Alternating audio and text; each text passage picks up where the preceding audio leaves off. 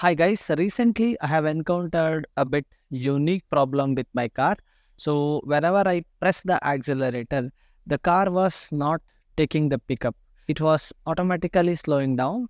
Like I have a manual version of Hyundai Magna Grand i10. Here there was no error was showing at the dashboard as well. So like in this case, we don't need to tow the car to the showroom. Rather, it'll still work fine in first or second gear. Only thing is you don't need to press the accelerator. You can manage to drive to the showroom with the first or second gear just by giving a very light accelerator. If you press accelerator more, then automatically the vehicle was slowing down. So there in the showroom, what we did is initial analysis they did, and then they noticed the back side tail lamps were on. Like that means like something is wrong with the brake. Like here I'm going to show you, like I have turned off the ignition, I've turned off the engine as well.